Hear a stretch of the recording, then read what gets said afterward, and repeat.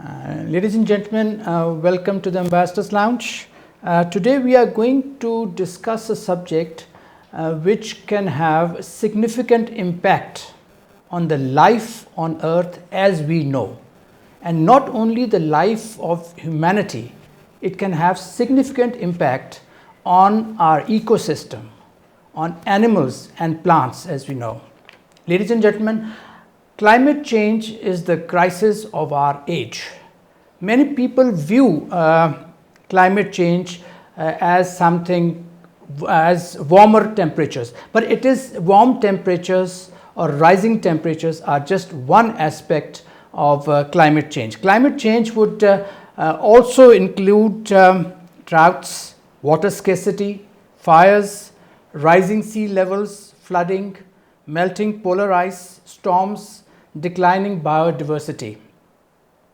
During this 2024 year, extreme weather events were experienced in all the continents, in Asia, in Europe, Americas, Middle East. Now, according to Guardian, scientists warn that Earth is on verge of catastrophic climate tipping point. 2024 has been the hottest year ever, with temperatures 1.64 degrees above pre-industrial era average for 12 months. According to Al Jazeera, stark warning as global temperatures hit record levels for 13 months. Ladies and gentlemen, according to UN Secretary General, rising temperatures show that the Earth has passed from a warming phase into an era of global boiling. Intergovernmental Panel on Climate Change, in its sixth assessment report, found that greenhouse gas emissions have already warmed the climate by nearly 2 degrees. According to Maria Fernanda Espinosa, an Ecuadorian diplomat, poet, we are the last generation that can prevent irreparable damage to our planet. Our topic today therefore concerns future of our planet, and we have with us a very special guest, an environmentalist who knows about these things.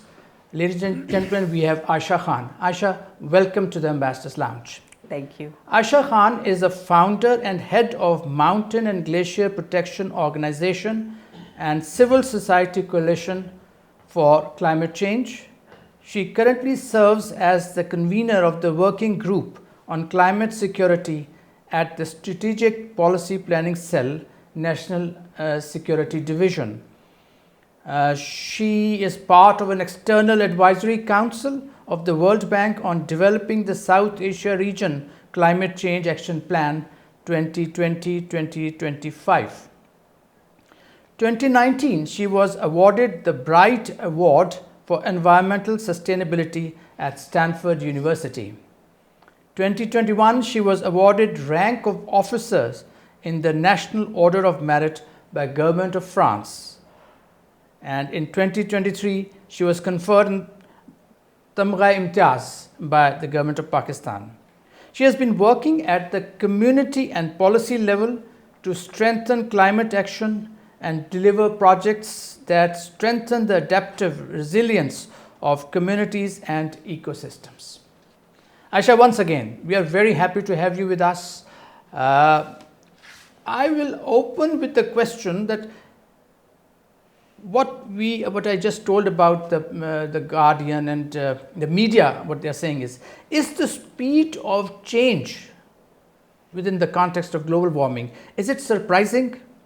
What should have happened in the ecological years, is now happening within our lifetime. So how will these affect our lives? I think in your question, you've answered part of the answer yourself by saying that it affects all aspects of life. So when you talk about a subject and you say it poses an existential threat, that means that it is very serious and something needs to be done about it. This is nothing new that has happened. It has been happening over a long period of time. When we go back and we look at the Stockholm Convention in 1970, it already says that environmental degradation will affect human life and we need to address this problem. Then we go back to the Rio Summit in 1992, and after that, the first conference of parties that took this subject up under the UNFCCC seriously to say nations need to come together and save the earth. The Rio Summit was an Earth Summit. But since then, we see that the pace of progress has been very slow. And that is largely because global warming is happening as a result of the use of excessive fossil fuel. And fossil fuel is what is driving development. So nobody is willing to give up the use of fossil fuel, and as long as we continue and we don't make that transition, the planet will keep warming. The reason now climate change has shifted from the periphery to the center stage is because now it is directly affecting everyone's lives. You talked about floods and droughts and desertification and fire and hurricanes and cyclones. Now it's hitting everyone in the face. And I think the only way people will start responding to it more seriously is when it affects every individual's personal life. That is when the demand for action will go up. That is when governments will start becoming more responsive. But we see that so far, despite suffering all these hardships and having all these stark signals that you said, the Secretary General, and you quoted so many other people who have raised the alarm bell to say, we need to act now. But yet, we are going to go into Baku in November, and we're going to engage in the same conversations all over again, and there'll be battle lines between the global north and south on who needs to do what and how do we mitigate and how do we adapt. So the pace is clearly very slow, and at this pace we are headed towards a catastrophe. But this speed of change which is happening, is it alarming? It is very alarming because when you go back and look at the Paris Agreement, the concentration of greenhouse gases, which is measured through the parts per million of carbon dioxide in the atmosphere, at that time it was 416, and we are supposed to bring that down to 350 to be within safe limits. And that is what Paris was all about. Paris said 2 degrees Celsius, but after the IPCC report came out, then people realized that 2 is not an option, it has to be 1.5 degrees. Breaking that guardrail will mean catastrophe for us. But when we look at the parts per million of carbon dioxide in the atmosphere today, it has gone up to 420. So what does that tell you? That the use of fossil fuel has not reduced. And the NDCs, the nationally determined contributions that are up again for the enhanced NDC for Baku and Belém next year, will demand countries to raise their level of ambition, because that level of ambition needs to go up fourfold to be able to keep the world safe. Yes. Thank you, Imran. Imran gave, a good background on the issue we are going to discuss today.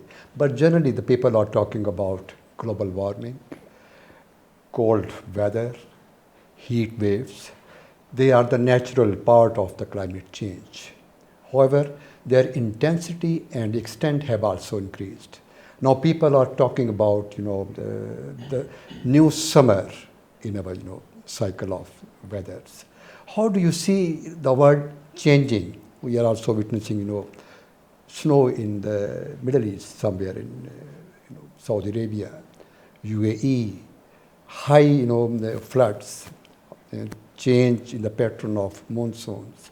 So how do you see this phenomenon changing at the global level? I think when you tinker with nature too much, this change will happen.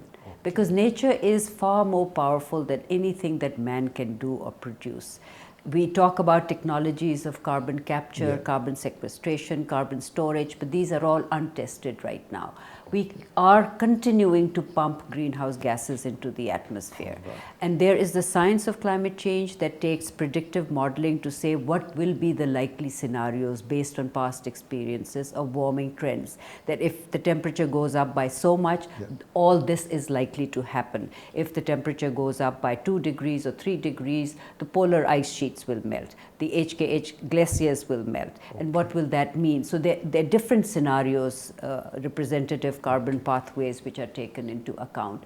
But the essential recognition that it is man-made has been admitted at Paris. Everyone says climate change is man-made because we have done this to the climate. We have pumped greenhouse gases into the atmosphere, and unless we stop doing that, reduce and shift immediately to renewable clean energies, we will be playing with fire, literally. But we're just saying that and not actually doing enough. And I personally feel that that is because we are not personalizing the agenda. If we live in urban societies, we live in a built environment. We don't experience nature. I'll tell you, why I got involved in this work. 20 years ago, when I went to the base camp of K2 for the first time, I didn't go there as a climatologist or as an environmentalist. I love nature, so I just went there for a trek. What I saw there appalled me because over there you see the power of nature. You're surrounded by mountains, high mountains and glaciers. And you see the degradation of nature over there, which is very disturbing. But what made me realize the power of raw elemental nature was that we got stuck in a blizzard there. We had gone to camp there for a day and come back, but we got stuck in a blizzard, and after 4 days we ran out of our food supplies, of our energy supplies, and we didn't know what to do. So we had to blindly follow our guide back on the trek downwards. And that was such a treacherous journey that you could fall into a crevice, you could lose your direction, and you could see, the power of nature, and you could see your own insignificance. You're so tiny in that landscape that when you look at the planet and the globe and you realize that, we live in a bubble where we think human life and human development and human actions are very important. We forget completely how powerful nature is and how it can hit back.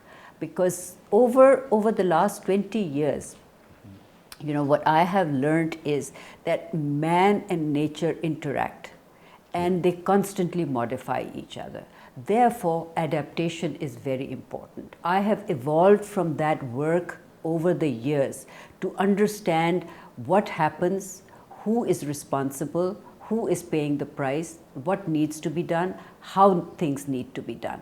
So I think if you expand that personal experience into a wider country experience or into a global experience, you have a better understanding of what is at stake. But if you just talk about it as a theoretical concept that the planet is warming and you talk about the temperatures, it is a long deterministic, spatial event that will happen, people don't relate to that. And if you don't relate to something, personally, you don't respond to it with as much urgency as you need. So, do you agree that this new summer is unavoidable? It is avoidable. I mean, like I said, the climate science has told you what is happening. Right. So we really don't know. It's not an exact science because we don't know how the carbon that's already trapped in the atmosphere will play itself out. So a lot of unknown things will happen. That is why we say we're living in a dangerous time. We're living in a very uncertain time because we don't know where the next catastrophe will hit. Look at the floods of 2022 in Pakistan. Could we foresee that kind of rainfall happening in provinces of Sindh and Balochistan? We couldn't. You mentioned about the snowfall in regions like Dubai. So nobody can actually predict what is going to happen. What we know is that climate is changing. And if it is changing at this pace, it's going to create imbalances. And the most important factor with global warming is the changes in the hydrological flows. Climate change is all about water. Too much water, too little water. Aisha, you have just struck the nail on the head, very rightly said. Now, June 2024, it marked the 12th straight month that the world was more than 1.5 degrees warmer than the pre-industrial era. Does this highlight a continuing shift in the climate pattern? If we follow the current emission patterns, then yes, but there's still time for reversal. if we make the transition to what we call clean energy, just, orderly, equitable manner, then yes, we can reverse the trend. So far, it's still possible to halt and arrest the damage. But we are fast moving towards the tipping points. And you know, tipping points are really that point of inflection beyond which things are no longer in your control. So we have not permanently breached the 1.5 degree threshold. No. Oh, that's satisfying. A lot of people say that, but that's not true, because that means that, you know, you have reached that tipping point. We have not yet crossed enough tipping points to say it's irreversible. It's still reversible. Now, but you just told that we are continuing to pump greenhouse gases in the atmosphere. So does the spirit of Paris Accord gone, or has Paris Accord failed?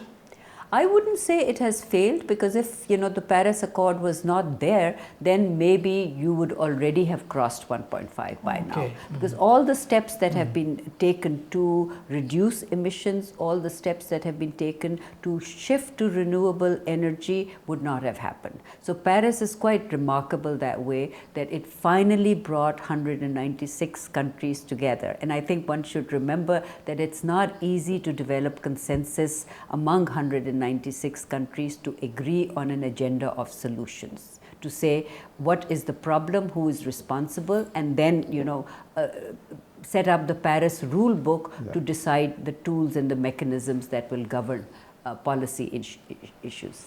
Yes, Aisha.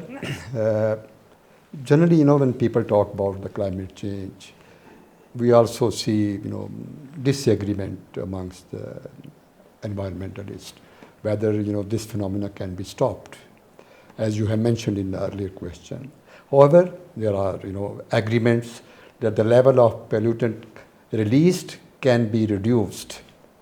Do you think that this will create climatic stability, you know, as we are witnessing these days?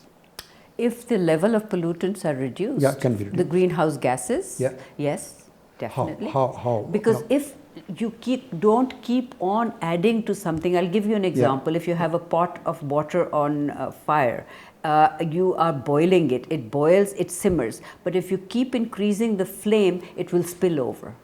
Right? It will boil to the point where it will start spilling over. So if you simmer it down, it will start cooling down, and eventually if you put the flame out completely, it will cool down. So it's that state of water that the more temperature you apply to it, the more warmer it gets. And in climate change, I think that the danger is that it affects everything. You know, it affects ecologies, it affects your food chain, it affects your water bodies, it affects sea level rise, it affects the sources of water which come from the cryosphere. So in today's world, I think there is nothing that you can talk about without pivoting it around climate change, whether it's your social indicators, whether it's your politics and policies, or whether it's your economy. It has to revolve around climate change. इसी सवाल को मैं थोड़ा सा different angle से करना चाहूँ. आपके जो पर्सनल एक्सपीरियंस है कराकोरम रीजन में, क्या एक कम्युनिटी अकेले इस स्टेबिलिटी के लिए काम कर सकती है? Because we are talking about at the global level, like you know, something is happening in India and Pakistan is negatively affected. But at the community level, can something be done to improve, you know, climatic stability over there? देखिए, micro climate जो होता है किसी area का, उसके ऊपर तो community काम कर सकती है, लेकिन जो लार्जर इम्पैक्ट्स होते हैं, जो एक्सटर्नल होते हैं, जो एक्सोजेनस एलिमेंट्स की वजह से होते हैं, उस पर कम्युनिटी काम नहीं कर सकती. कम्युनिटीज़ के साथ जब आप काम करते हैं तो सबसे पहले तो आपको ये चीज़ याद रखनी पड़ती है कि कम्युनिटीज़ के पास इतनी अवेयरनेस नहीं है. कम्युनिटीज़ के पास लोकल नॉलेज, इंडिजिनस नॉलेज ज़रूर होती है, लेकिन वो काफ़ी हद तक अब आउटडेटेड हो चुकी है, क्योंकि वो एक नेचुरल एनवायरनमेंट पे रहते हैं. वो अपनी नेचुरल जो इकोसिस्टम गुड्स एंड सर्विसेज हैं, उनको अपनी ज़रूरत के मुताबिक इस्तेमाल करते हैं. लेकिन जब आप उस इकोलॉजी पे एक्सटर्नल बर्डन डालते हैं तो उसके डायनामिक्स चेंज हो जाते हैं. अब मैं आपको बताती हूँ, सेंट्रल काराकोरम नेशनल पार्क जो है पाकिस्तान में, 10,000 स्क्वायर किलोमीटर्स के अंदर वो है, ग्लेशिएटेड एरिया. अब इसकी संभालने की ज़िम्मेदारी किसकी है? जो कम्युनिटीज़ वहाँ रहती हैं वो उन रिसोर्सेज पे रिलाई करती हैं फॉर देयर ओन सर्वाइवल। अगर आप एक नेशनल पार्क बना देते हैं और आप कम्युनिटी के इंटरेस्ट्स को और उनकी बेसिक ज़रूरियात को एड्रेस नहीं करते तो वो उस हैबिटेट को एक्सप्लॉइट करेंगे। तो ये दोनों चीज़ों को आपको साथ लेके चलना होता है। स्टेट की रिस्पॉन्सिबिलिटी होती है और स्टेट की ही रिस्पॉन्सिबिलिटी होती है कि वो कम्युनिटीज़ को अवेयरनेस दे, उनको एजुकेट करे और उनकी लोकल स्टूअर्डशिप जो है उसको ज़्यादा मजबूत बनाए। अच्छा, इसी सिलसिले में आगे करते हुए इसको, ग्लोबल वार्मिंग तो हो रही है, एवरीवन नोज़ दैट, लेकिन ये बताइए कि ये डिफरेंट कॉन्फ्रेंसेस हैं, कॉप्स है, पेरिस एग्रीमेंट है, रियो है, और उसके अलावा भी बहुत मल्टीलैटरल हो रही हैं, बायलैटरल में भी हो रहा है। ये बताएं, is there enough motivation among the states? क्योंकि क्लाइमेट चेंज जो है वो तो हो रहा है, बट दिस इज़ अल्टीमेट जो होगा वो तो it may take about 50 years, 100 years something, so this is something which is long. तो क्या there is enough motivation among the states to take practical measures and immediate measures and urgent measures? देखिए, climate change is all about power, politics and profit. तो जब आप इसको इस lens के through देखेंगे तो यू विल अंडरस्टैंड कि वाई स्टेट्स कोलैबोरेट और डू नॉट कोलैबोरेट, और why there is a cluster of states that band together against another group of states who have a different opinion on these issues. So everybody is looking at it as a vested interest. और politics में, countries में, क्योंकि governments ने अपने electoral cycle को देखना होता है, तो वो देखते ये सिर्फ देखेंगे कि हम अगले 4 साल में या अगले 5 साल में क्या कार्रवाई दिखा सकते हैं। जिस हद तक वो जा सकते हैं वो उतना ही काम करेंगे। अगर क्लाइमेट चेंज के ऊपर आपने काम करना है तो आपको काफ़ी सख्त पॉलिसीज़ इख्तियार करनी पड़ती हैं। तो कोई भी गवर्नमेंट वो अपनी ज़िम्मेदारी नहीं बनाना चाहती, क्योंकि उसने अगले इलेक्शन, उसने लॉन्ग टर्म वो 50 साल नहीं देख रही है, वो सिर्फ 4 साल देख रही है। तो इसकी वजह से वो जो पॉलिटिकल पोजीशनिंग भी हो जाती है at conference of parties and bilaterally and within the country. आप देखें कि जो भी हुकूमत आएगी वो ये कार्बन टैक्स नहीं लगाएगी। फ्रांस में आपने देखा था कि वो येलो वेस्ट जो निकल आए थे, तो हर एक बात ज़रूर करता है। एनवायरमेंटल लॉबी और ग्रुप्स भी बात करते हैं कि क्लाइमेट चेंज के लिए ये इक़दाम लेने चाहिए, लेकिन उनकी जो सख्तियाँ पहले झेलनी पड़ेंगी वो झेलने के लिए कोई नहीं तैयार हो। What if Mr. Trump comes to power? Mr. Trump will, I think, destabilize everything, the global climate regime completely, because the last time he came into power, he withdrew from the Paris Agreement. Yes. And this time it's most likely that he'll do the same because he thinks it's a hoax. But I think one reason for people like Mr. Trump coming to power or getting the attention that he does from the people and the buy-in is also climate change, because climate change is creating scarcities and it is triggering fear, and populist leadership always taps on fear and they give a false sense of security. So you will see an uptick in right-wing governments in the future. Aisha, with these objectives which you just mentioned, power, politics and profit, do you think the world is on track to meet the long-term goals of Paris Agreement signed in 2016? You just mentioned in your article today in a newspaper that merge should move from conflict to cooperation.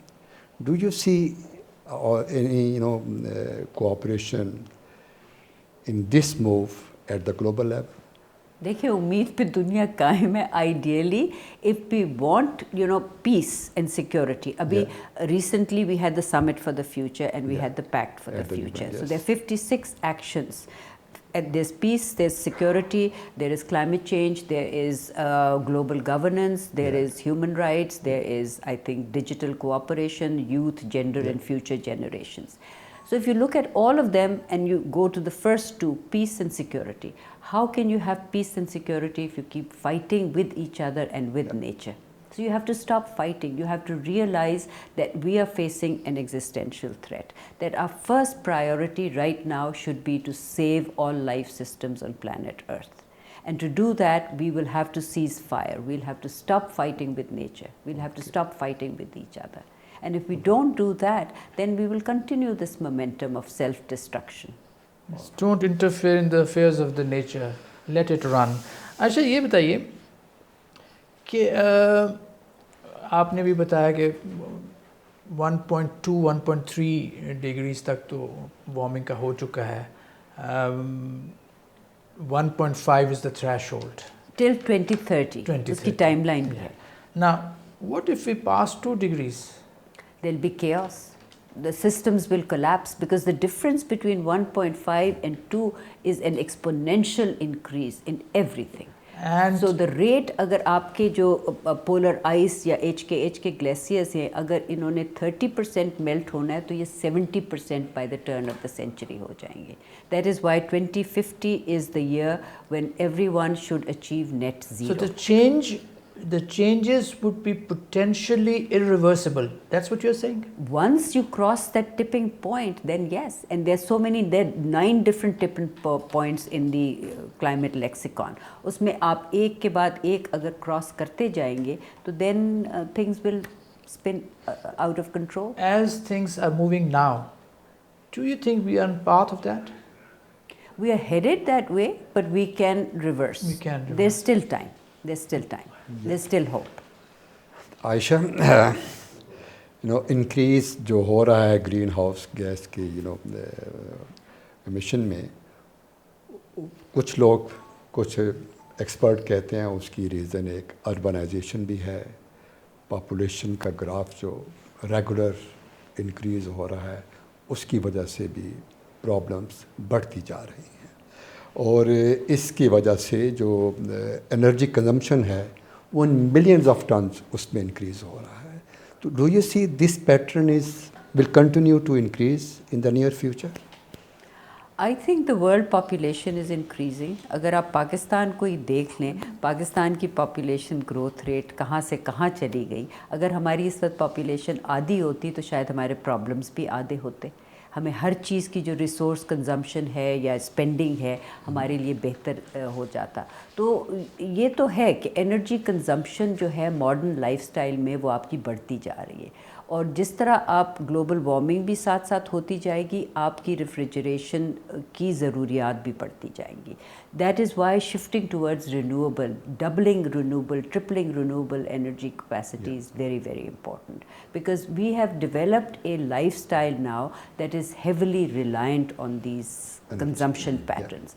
Urbanization, yes, it is a factor. And the other factor which I feel is the disconnect between the rural and urban development planning. Living within Pakistan, if you come to Islamabad and if you go to one of the rural communities where I work deep in the mountains, you feel you're in 2 different planets, literally. One is so primitive and remote and marginalized, and the other one looks completely modern. So you cannot have this kind of disparity. If you develop your rural areas, then the rate of out-migration from rural to urban will not be so high. In Pakistan, what we are witnessing is one of the highest rural to urban migration rates, because the rural areas have not been developed, they are neglected. आप देखें कि 70% of the people do not have access to safe drinking water. 30% don't have, sanitation facilities. So how do you deal with that situation? That just shows that the development has not been even and equitable. Aisha, the Conference of Parties next summit is scheduled for Azerbaijan, Baku. Should we even look to COPs for progress? I mean, is change possible within the current setup, especially when there are so many interest groups around? I think we have no option but to resolve this issue through a multilateral forum, because it's a global problem. So if we say we back out of the COP, or we don't participate, or don't repose trust and will not be part of it, it's not going to change anything. The idea is to use that platform and push for change. And one good example of that is in 2022, when the COP was in Sharm el-Sheikh. A combination of factors came together. One, the floods took place in Pakistan, which was a bad thing, but it became a poster child for disasters and climate change. Two, Pakistan had the G77 plus China presidency. Three, Sherry Rahman, who's very dynamic and very vocal and very passionate, was leading the delegation. So after nearly 30 years of trying to set up a separate facility for loss and damage, Pakistan was able to make that happen. And at the next COP last year in Dubai, the capitalization of that fund took place. So these are baby steps, but it takes a lot of struggle and a lot of years of negotiating and fighting and trying to move the needle even a fraction forward. So once it starts moving and countries start clubbing together, I think the momentum will improve. And from our side, I think we have a very good team. The Pakistan Foreign Office and its diplomats and the Ministry of Climate Change and Environmental Coordination lead the delegation. And in the last few COPs, I've seen that subnational governments are also participating. ये जो हमारी Ministry of Environment है, does it have bureaucrats? Yeah, are there specialists like you also in there? No, they're only bureaucrats, generalists. So bureaucrats, how can you have a working specialist when they're all bureaucrats? Transfer hoti hai, posting hoti hai, they come, they go. You need people in such offices who are committed, who are passionate, and who want to achieve results. They just don't want it for personal. जी इसी वजह से जब मेरा ख्याल है 2017 में जाहिद हामिद साहब minister थे मिनिस्ट्री ऑफ क्लाइमेट चेंज के, he understood this issue that generalists are very good, but by the time they understand the subject, which has now become very technical, they are posted out, so they cannot address the issue as effectively as people who are experts who have dedicated their lives studying and following this subject. So he started the idea of creating a climate authority under the Pakistan Climate Act. 7 साल उसका struggle होता रहा. Every ministry was giving a pushback because it was seen as more of a turf interference कि अगर ये बन गई तो हम irrelevant हो जाएंगे. Finally, अब वो बन गई है. Let's hope that they populate it with the right kind of people and experts, because that will provide you with the platform कि आप अपनी training भी करें, provinces की capacity building भी करें. इस वक्त तो आप bankable projects भी नहीं लिख सकते जो requirements होती हैं GCF की grant funding की, तो उसके लिए भी आपको capacity की ज़रूरत है. Moreover, it becomes like more of a coordination platform, institutional mechanism for doing that. So let's hope that that platform also takes off, but provided they put the right people. अगर फिर गलत लोग वहाँ पे भी रखती है तो that will be another white elephant. Big challenge. अब इस climate change phenomenon को डील करने के लिए different options पे बात होती है, green technology पे बात होती है, smart cities के हवाले से बात होती है, फिर energy efficiency, renewable energy. What do you think these, the green technology, for example, is it the right way to move forward? I think that there is no other way. We cannot have grey or brown development anymore. We can only have the green pathway to development, and these are nature-based solutions. So we can work with nature. We can do things differently. It is all possible. Okay. People also talk about, carbon trading.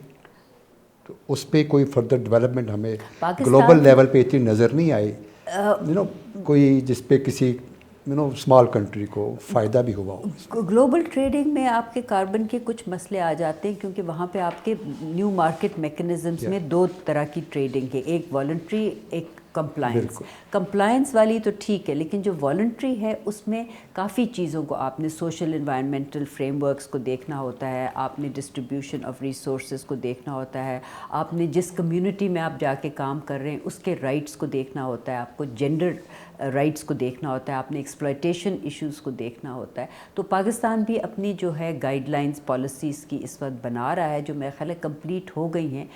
लेकिन policies बनने के बाद the most important thing where Pakistan is weak is its implementation with due diligence. We have a set of excellent policies. You can pick up any policy and you'll see all the right things have been put in there, but implementation is weak. And when you ask the ministry why that is so, they will tell you that after the 18th Amendment, this is not our responsibility. They sign and ratify international agreements. This is the responsibility of the provinces. When you go and talk to the provinces, they will tell you, we do not have the capacity, we do not have the resources, we do not have the technology.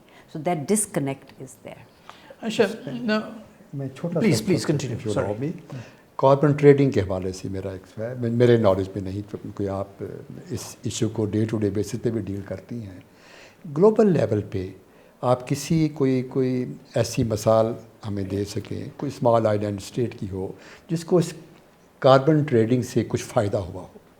I really don't, this is Article 6.4 of the Paris Agreement, and I haven't paid much attention to it because I focus more on mitigation, adaptation. इस पे मेरे अपने तहफ़्फ़ुज़ात भी ये हैं कि आप एक जगह का कार्बन ख़रीद के, आपके पास क्योंकि पैसे हैं, आप दूसरे कंट्री से ले लेते हैं, तो is that really reducing the carbon, overall carbon that you are going to emit? Because if you're rich, you can buy the carbon credits of another country and give them money. They will spend that money on adaptation while you continue to emit, because you have bought those rights to be able to emit even more. So that's how I see that. So I don't see that as a realistic solution of trading carbon. You should be talking about phasing out. Not between trading from here to there, because इधर से उधर ले गए लेकिन वो carbon तो पड़ा हुआ है ना अपनी जगह.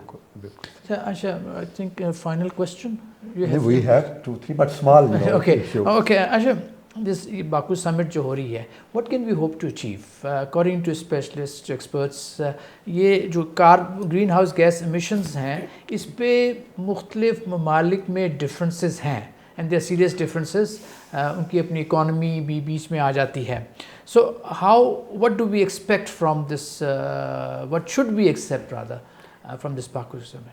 This COP is being labelled as a COP of ambition, as a COP of action. The two main agenda items, along with all the other work streams that will take place over there. One is the enhanced NDC, because they realized that the nationally determined contributions that were submitted by every country, the commitments given in them are not enough to keep 1.5 alive. So they're going to ask everyone to enhance their level of ambition. Pakistan will also be required to enhance, and Pakistan will have to enhance because it's a signatory to the Paris Agreement. But I think its NDC is conditional. It says that it will take certain mitigation adaptation actions provided it receives so much in external finance. For example, 7 to 14 billion annually for adaptation, 1.1 billion for mitigation. So if we don't get that money, then we within our own capacity will not be able to do that. And the provision in the Paris Agreement that gives you the out is that common but differentiated responsibility within respective capability. So we say, this is our capability, beyond that we don't have the resources. And also we are not responsible because our emission is less than 1%. So we are paying disproportionately a very heavy and huge price for climate change. So it will depend on how the other countries in the next 9 to 12 months raise their level of ambition, because the real difference will come from the high emitting countries. They are the ones who are historically responsible. They are the ones who have to now, to save the planet, reduce emissions. The second most important thing will be finance, the new collective quantified goal. The old replenishment cycle has ended will end in 2025 of the 100 billion that was pledged in 2010, and now a new replenishment cycle will have to be committed. So the main battles will be over how much should be the floor for that fund. And I don't think that the developed countries will agree to what the global south is asking for. They'll again come up with 100 billion, which in today's time is not enough. If you look at the needs, it's closer to 400 billion and up to 1 trillion that is needed.